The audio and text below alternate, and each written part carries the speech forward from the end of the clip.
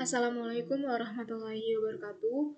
Perkenalkan, nama saya Intan Rizky Yuniar dengan NIM 240906234. Di sini saya akan mengerjakan tugas sastika dari halaman 207 sampai 224. Jadi, analisa korelasi. Analisa korelasional adalah suatu analisis untuk mengetahui tingkat hubungan antara dua variabel atau lebih variabel bebas X dengan variabel terikatnya Y, di mana peneliti tidak memberikan perlakuan atau treatment apapun pada variabel bebasnya. Akan tapi analisis korelasi ini tidak dapat diklaim untuk menggambarkan sebuah sebab atau akibat. Seperti pendapat John Aldrich dalam bukunya Correlation, Gain and Spurious Inversion and Yield, yang berbunyi correlation does not imply causation related to ignoring and common cause, and questionable cause is a phrase as in skin and statistics to implicit that correlation between two variables does not automatically imply that one cause the other, though correlation is necessary for linear causation in the absence of an direct and countervailing causative variable, and can indicate possible cause or arcs of for further investigation. In other words, correlation can be unkind. Pendapat ini sangat jelas mengingatkan kita bahwa korelasi tidak berarti hubungan sebab akibat, tetapi merupakan indikasi kemungkinan penyebab atau area untuk menyelidiki lebih lanjut. Dengan kata lain, hubungan dapat menjadi sebuah petunjuk. Dengan demikian, tampak jelas bahwa apabila peneliti melakukan analisis korelasi dan regresi, maka sebenarnya peneliti baru sampai pada tahap analisis hubungan dalam menjawab hipotesis. Seberapa besar hubungan variabel Y dapat diprediksi oleh variabel independen X, tapi belum sampai pada tahap analisis kausal yang harus menjawab pertanyaan seberapa besar pengaruh kausal variabel-variabel exogenous terhadap variabel-variabel endogen, baik langsung direct, tidak langsung indirect, maupun secara total. Jadi analisa korelasi bertujuan untuk mengukur seberapa kuat atau derajat kedekatan suatu relasi yang terjadi antar variabel. 91. Korelasi Persian produk moment metode manual. Disebut korelasi produk moment adalah alat uji statistik parameter yang digunakan untuk menguji hubungan dua sampel acak homogen dan distribusi normal. Adapun jenis data yang digunakan harus berskala interval atau rasio. Nilai koefisien korelasi disimbolkan dengan R. Nilai koefisien korelasi berasal pada interval min 1 SD sampai plus 1 atau min 1 lebih besar dari R lebih besar dari 1. Jika nilai R dapat diinterpretasikan bahwa tidak ada korelasi atau tidak ada hubungan antara variabel bebas dengan variabel terikat, sedangkan jika nilai koefisien R sama dengan plus 1, berarti terdapat hubungan positif antara variabel X dan Y. Sebaliknya, jika nilai koefisien R sama dengan min 1, berarti terdapat hubungan negatif antar variabel independen dan dependen. Nilai koefisien dapat dihitung dengan rumus berikut.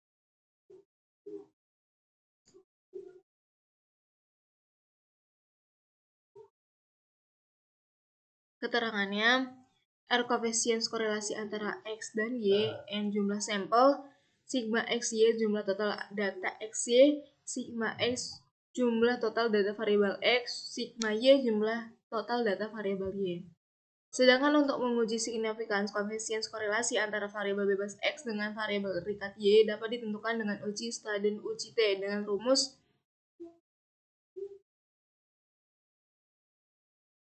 keterangannya. T nilai T hitung, R koefisien korelasi antara X dan Y, N jumlah sampel. Bandingkan dengan T tabel yang dapat ditentukan dengan kriteria. Dengan N adalah Jumlah sampel, K adalah jumlah variabel, dan A adalah derajat kepercayaan 5%. Perlu diperhatikan pula bahwa nilai T tabel terdiri dari dua jenis, yaitu untuk uji satu pihak dan untuk uji dua pihak. Terdapat 40 sampel acak terdiri dari variabel X dan variabel Y sebagai berikut.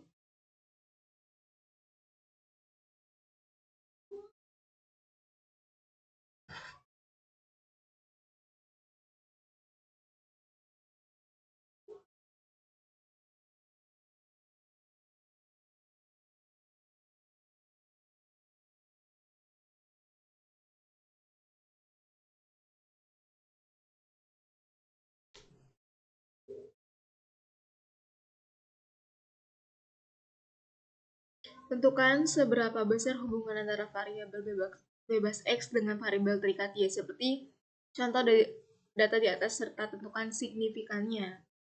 H0 tidak terdapat hubungan antara variabel X dengan variabel Y. H1 terdapat hubungan antara variabel bebas X dengan variabel terikat Y. KB bantu korelasi variabel X dan variabel Y. Seperti ini.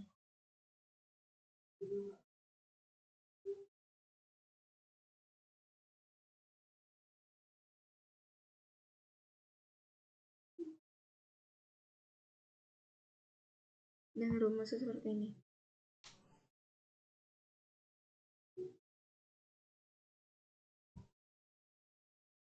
Selanjutnya, nilai koefisien korelasi ini dikonsultasikan dengan T, lampiran tabel B dengan kriteria berikut. Karena bunyi hipotesis di atas belum menunjukkan arah hubungan dengan jelas, maka gunakan uji hipotesis dua pihak berikut ini. Karena DK38 pada T tabel tidak tercantum dalam tabel statistik, maka lakukan interpolasi berikut ini.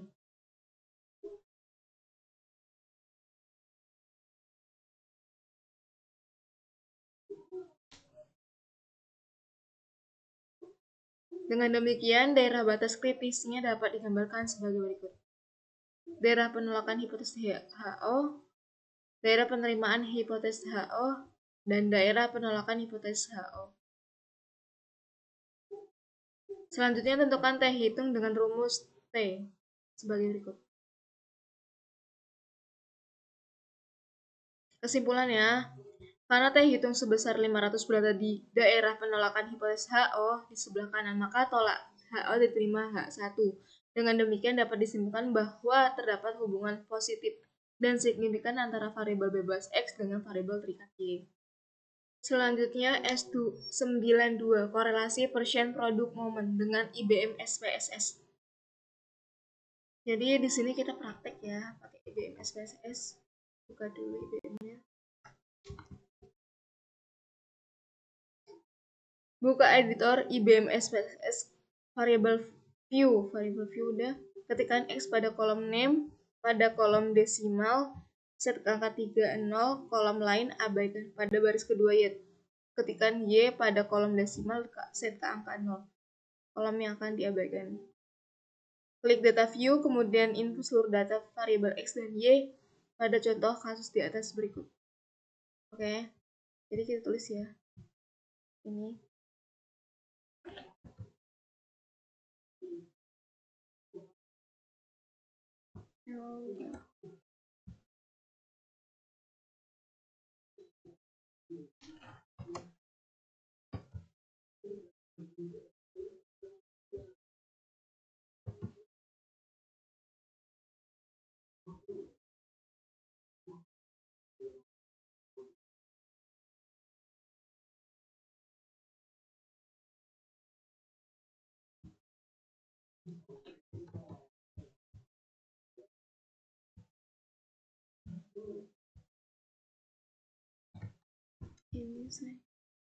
Jadi ini udah ditulis ya.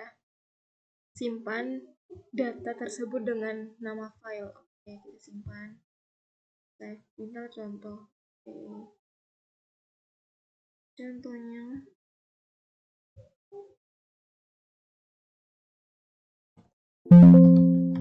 contoh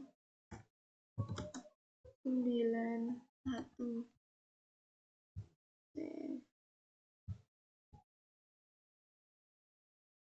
Selanjutnya untuk analisis korelasi, klik Anazil, Concrete, di file,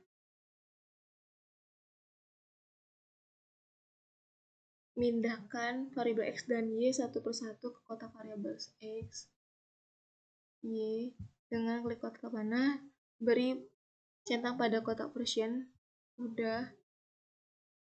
Secara default sudah abaikan kolom-kolom. Oke.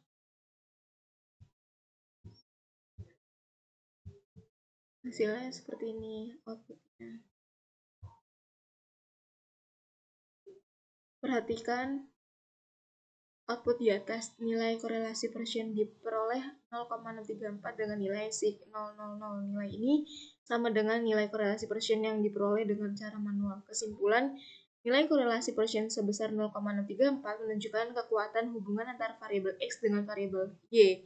Karena nilai sig sebesar 0,00 lebih kecil daripada 0,05, maka dapat disimpulkan bahwa kekuatan hubungan antara variabel X dengan Y sangat signifikan. 9.3. Uji validitas dan reliabilitas instrumen produk momen metode manual.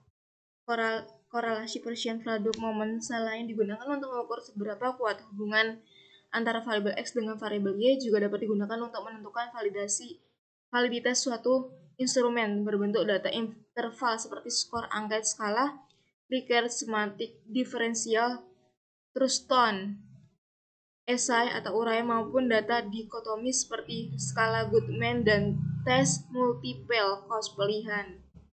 Contoh 92, seorang peneliti bermaksud menguji instrumen sebanyak 10 butir terhadap 15 sampel data yang digunakan berbentuk data interval skala Likert. Setelah instrumen tersebut dikuantifikasi, maka diperoleh data berikut.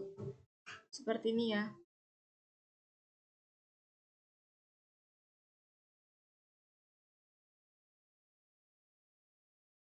Korelasikan masing-masing nomor butir dengan variabel jumlah. Kemudian buatlah tabel bentuk dengan format seperti di bawah ini. Contoh uji validitas untuk nomor butir 1.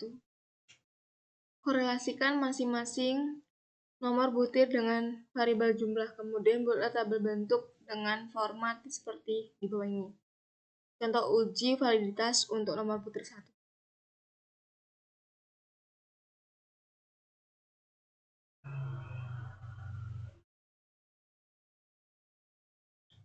Sigma S 68, Sigma Y 517, Sigma X1 pangkat 2 312, Sigma Y pangkat 2 7909, Sigma X1 Y 2346. Masukkan ke dalam rumus Persian produk momen sebagai berikut.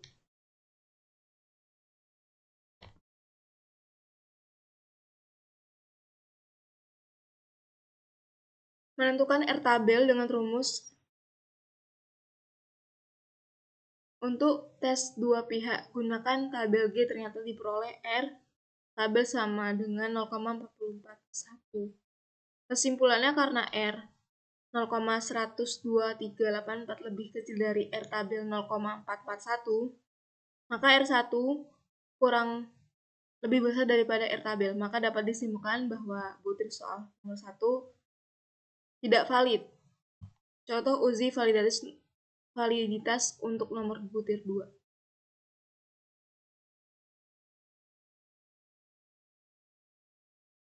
Sigma Y, Sigma S60, Sigma Y 517, Sigma X2 pangkat 2 248, Sigma Y pangkat 2 10.709,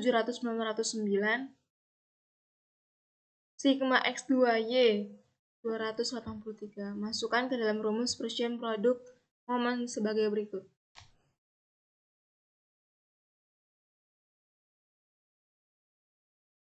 Menentukan R tabel dengan rumus R. Untuk tes dua pihak, gunakan tabel Y. Tabel G ternyata diperoleh R 0,441. karena R 0,50.598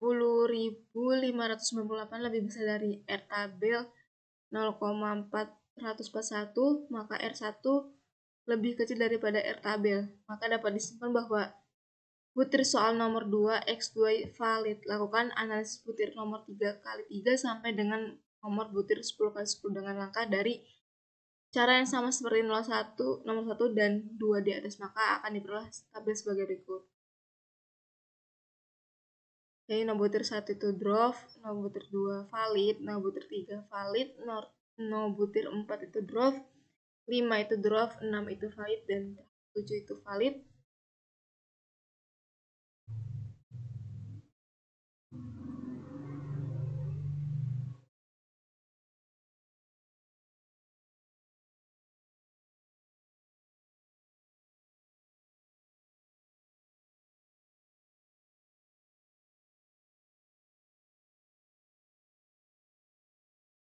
Delapan itu drop, 9 itu drop, 10 itu valid. Selanjutnya, butir-butir instrumen yang sudah valid perlu dilakukan uji konsisten internal, uji reliabilitas. Susun kembali butir soal yang sudah valid. Keluarkan soal yang drop, maka akan berbentuk tabel bantu uji reliabilitas berikut ini.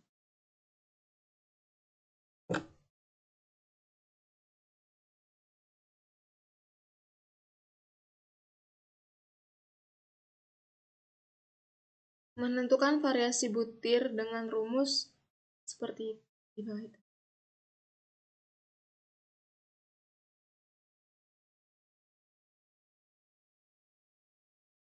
Reliabilitas alfa Kronberg.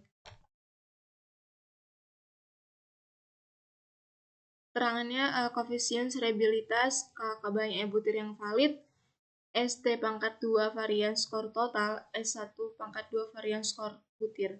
Itu masing-masing varian butir dan varian total dengan tabel bantu berikut.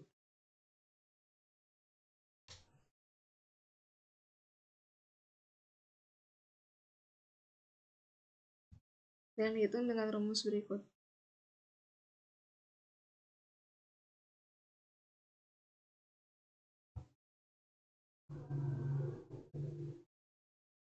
Variasi total menggunakan rumus seperti itu. Menentukan koefisien reliabilitas instrumen. Konsultasikan koefisien reliabilitas ini dengan tabel berikut ini. Oke.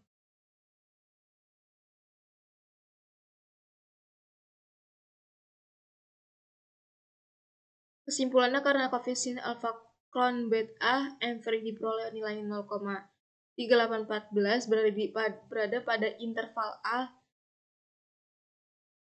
lebih besar dari 0,5, maka dapat disimpulkan bahwa butir instrumen tidak dapat diterima atau uncapable. 94. Uji validitas dan reliabilitas instrumen produk momen dengan IBM SPSS. Uji validitas dan reliabilitas instrumen dengan IBM SPSS pada dasarnya sama dengan uji korelasi seperti contoh yang sudah dijelaskan sebelumnya. Seorang peneliti bermaksud menguji instrumen sebanyak 10 butir terhadap 15 sampel data yang digunakan berbentuk data interval atau skala Likert. Setelah instrumen tersebut dikuantifikasi, maka diperoleh data berikut ini. A bukan IBM SPS. IBM.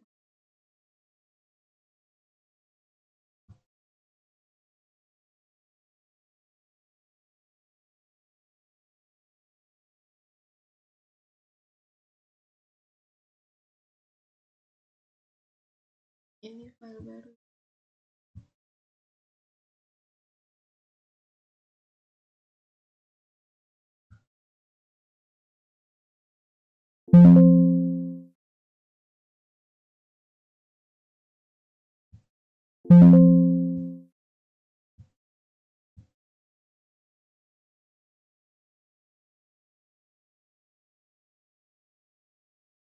Klik variable view, ketikkan X1,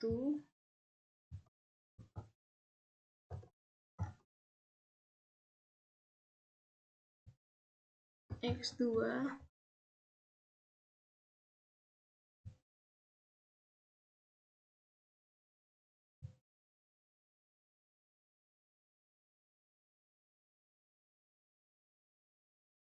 X3, X4, X5, X6, X7, X8, X9,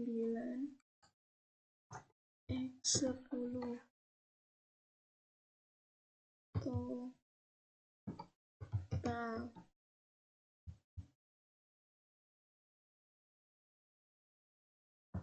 angka 10 semua, 0 semua.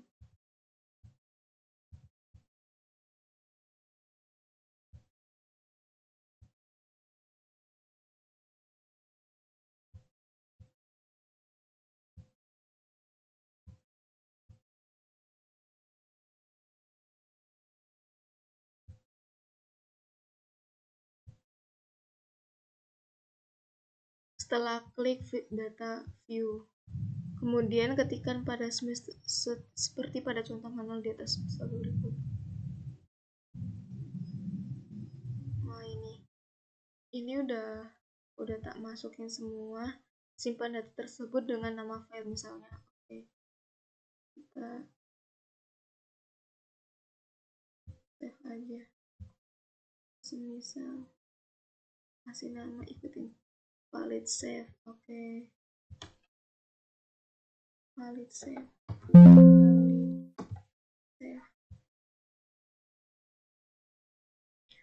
Selanjutnya untuk analisis korelasi, klik Analyze, target, muncul kotak berikut ini, pindahkan X1 sampai dengan ke oke. 1, 2, 3, 4, 5, 6, 7, 8, 9, lahir total.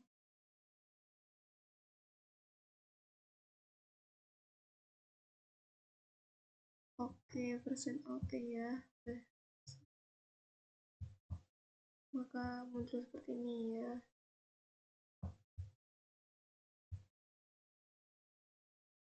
Perhatikan output di atas. Contoh, nilai korelasi persen X1 dengan variabel total diperoleh 0,124 dengan nilai sig 0,660. Nilai korelasi persen X2 dengan variabel total diperoleh 0,560 dengan nilai sig 0,030 dan seterusnya. Jika dibandingkan, ternyata nilai ini sama dengan nilai korelasi persen yang diperoleh dengan cara manual. Bedanya pada nomor butir 6, X6 secara manual dinyatakan valid, tapi menurut IB11 dinyatakan drop atau tidak valid. Kesimpulan, untuk menyimpulkan validitas masing-masing butir instrumen, buatlah tabel berikut seperti ini ya. X1 drop, X2 valid, X3 valid, X4 drop, X5 drop, X6 drop, X7 drop, X8 drop, X9 drop, dan X10 valid. Uji instrumen Cronbach's alpha. Selanjutnya, butir-butir instrumen yang sudah valid perlu dilanjutkan oleh konsisten internal uji reliabilitas. Susun kembali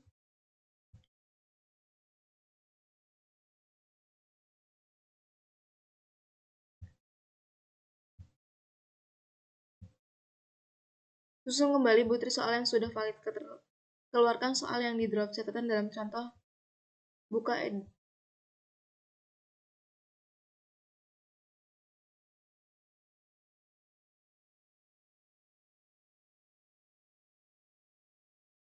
benar. Oke, berarti gitu.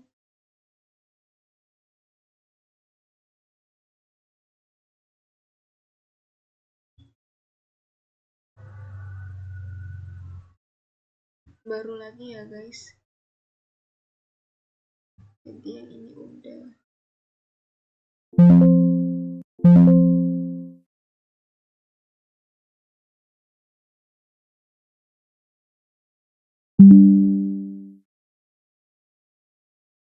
X2, X3, X2, X3, X6, X10. Dah, kesini.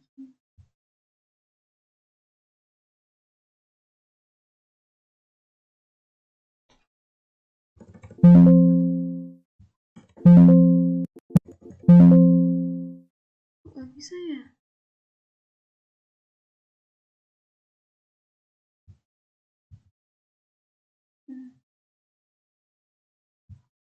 Data view, oke, kita masukkan nomornya ya. Selanjutnya klik NSDL, sorot, rally, ada ini mana nih? Scale, oh, terus analisis, pindahkan X2, X3.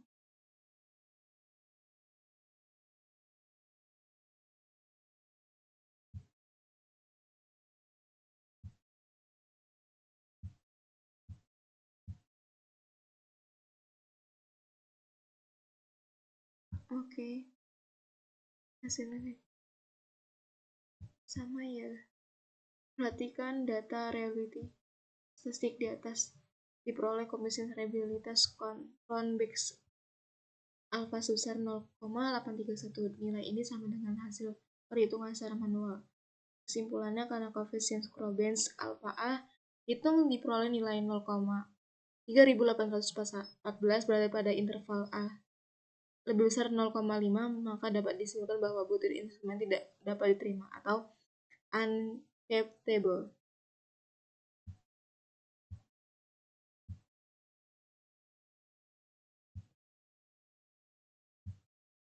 Cukup sekian, itu saja yang bisa saya sampaikan. Mohon maaf bila ada salah kata atau kekurangan pemahaman. Wabillahi taufiq wal hidayah. Wassalamualaikum warahmatullahi wabarakatuh.